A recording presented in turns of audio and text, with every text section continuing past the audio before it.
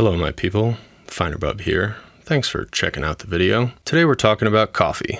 Specifically, this portable coffee maker from KFlow. Up until now, whenever I've gone out for a multi-day or overnight hike, I've always used instant coffee. Sure, it doesn't taste as good as the real stuff, but it gets the job done well enough for not having to carry any extra gear. When car camping, however, since I don't have to worry about carrying all of my gear on my back, I generally afford myself a more luxurious coffee drinking experience similar to what I do at home.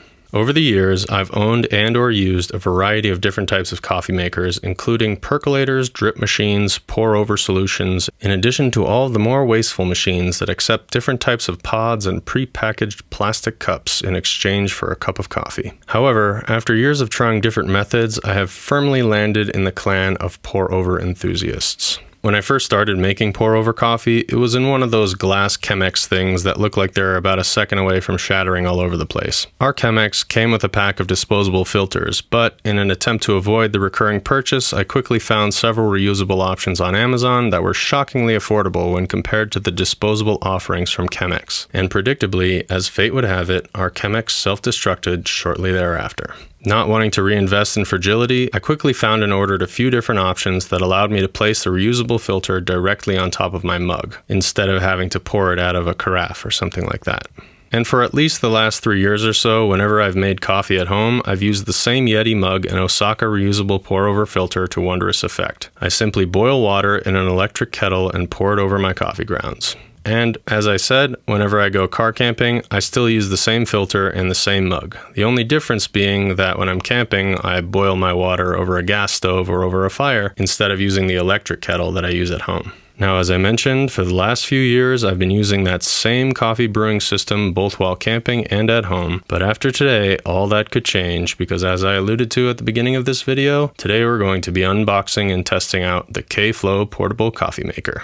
The kind folks over at KFlow were kind enough to reach out and offered to send me one of their coffee makers to test out. So, after we unbox this sucker, I'll use it to make a cup of coffee before I share my thoughts on how the coffee tastes, as well as how the process of brewing the coffee compares to my tried and true pour-over method, so that you can determine whether or not the KFlow Portable Coffee Maker would make a beneficial addition to your car camping cook kit. Okay, so today we are unboxing this KFlow Portable Coffee Maker. So, gonna open this up, see what's inside, throw it together, and then I'll finally get to drink my cup of coffee for today.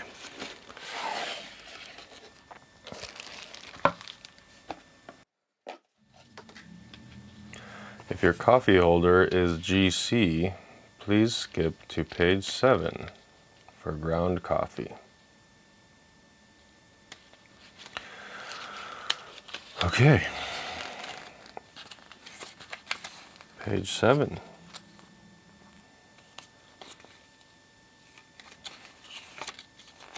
Okay. Let's see what we got here.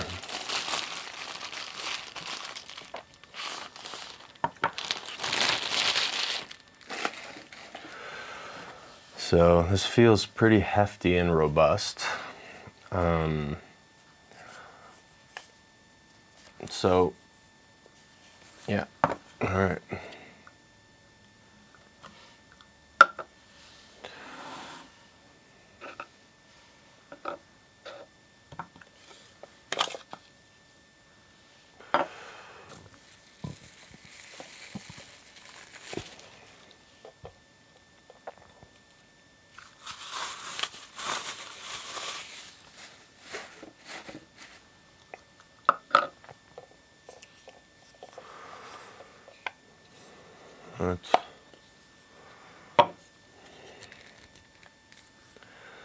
And this is hard to figure out before you've had a cup of coffee, not gonna lie. Best to practice once already caffeinated. Okay.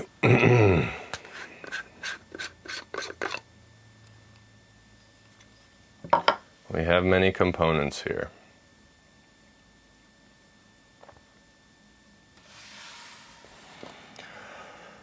All right. Let us migrate to the kitchen where I will wash all of this stuff and then proceed to make some coffee.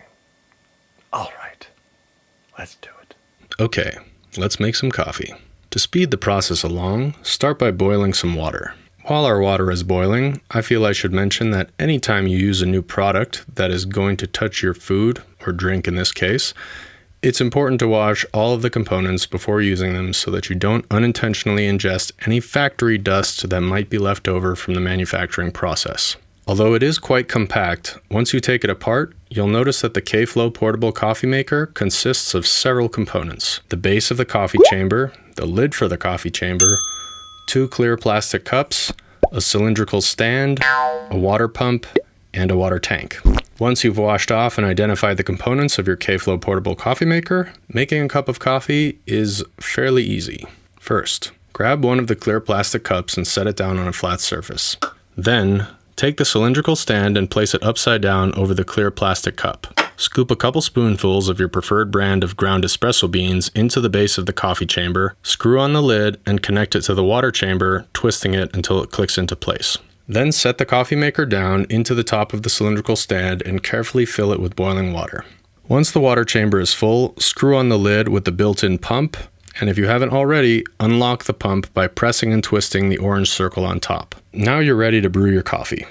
KFlow recommends that you wait 2 seconds between each pump, but yeah, to brew your coffee, simply pump the water through the coffee chamber into the cup on the bottom until the water is all used up. Then simply lift the coffee maker off the plastic cup and enjoy your freshly brewed espresso. Although the KFlow does weigh more than my pour-over setup, the overall footprint is much more compact, which does save a bit of space. And as always, I'll leave a link in the description where you can buy your very own KFlow Portable Coffee Maker. Here we go.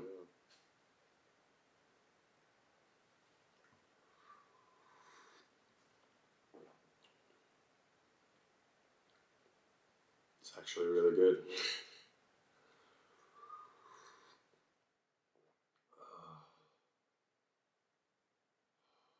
So, what are my thoughts on the KFlow Portable Coffee Maker? Well, I do think that it is a great option for car camping. It's a little bit too heavy to bring on a backpacking trip.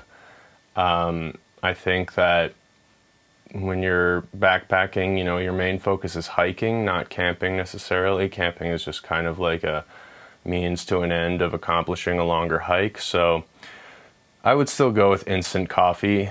I really like those Starbucks Via packets. I've used those. I've used a few other brands as well. But yeah, you just pour 1 or 2 of those packets into some boiling water and you're good to go. You don't have to carry any extra equipment. You don't have to carry any extra vessels, anything like that. And you're caffeinated. Also, when I'm on backpacking trips, I often bring like some kind of trail mix, usually with, I'll usually make a couple different types of trail mixes, and sometimes I'll put some chocolate covered espresso beans in some of them. And, those just sort of give you a little caffeine kick throughout the day, as well as these electrolyte chews made by Cliff Bar, and you can buy a version of those that have caffeine in them as well. So, as much as I love a glorious cup of coffee, it's just not a priority when I'm doing an overnight hike or a multi-day backpacking trip. But for car camping, I really do think that the KFlow is a great option. It doesn't make the biggest cups. I mean, they recommend that you use espresso, not coffee, because, it is an espresso-sized cup. I do think that I'm going to try to bring this KFlow coffee maker on some camping trips to see how it fares. But, I'm someone who generally doesn't drink espresso. I generally like to drink coffee. I like a full cup of coffee. I like sipping it over a longer period of time. And, I like using it in this, drinking it out of this Yeti mug because it keeps it warm for several hours. And I can just sip it throughout the morning. So, in terms of volume, the pour-over method definitely will, serve you better.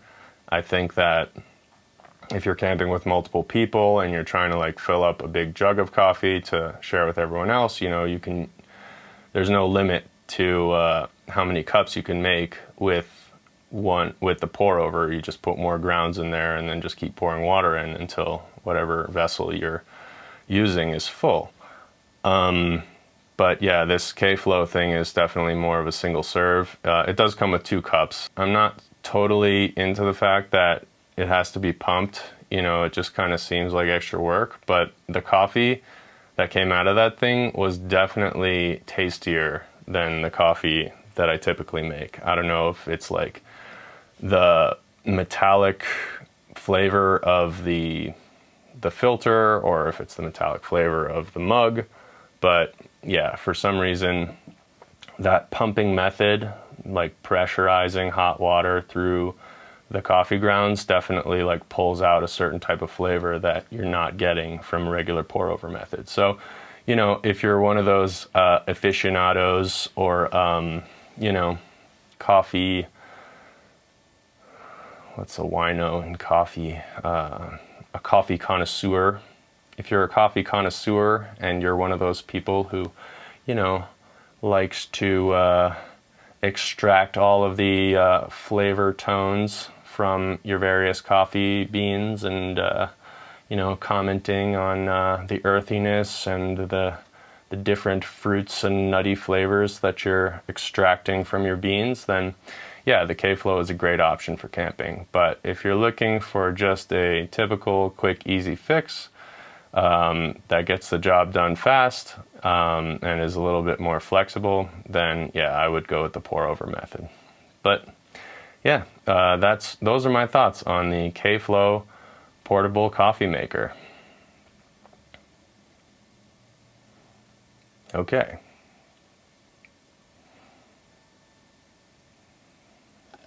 Alrighty, my people, that concludes today's episode of the FinerBub Show. If you've already tried out the KFlow Portable Coffee Maker or any of the other brewing options I mentioned, or if you have any suggestions for other coffee makers or methods that I should try out, I'd love to have you comment below, especially if you think your insight can help me disprove something that I think I already know. But before you do, I just want to once again thank you so much for watching.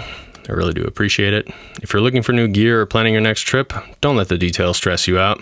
Remember, life's an adventure, so relax, breathe in the outdoors, and don't forget to appreciate the finer things. See you out there, people.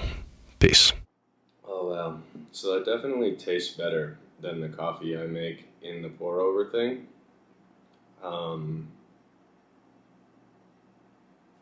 Excuse me 1 second. Will you excuse me, dear? Call of nature. Things are now in motion that cannot be undone.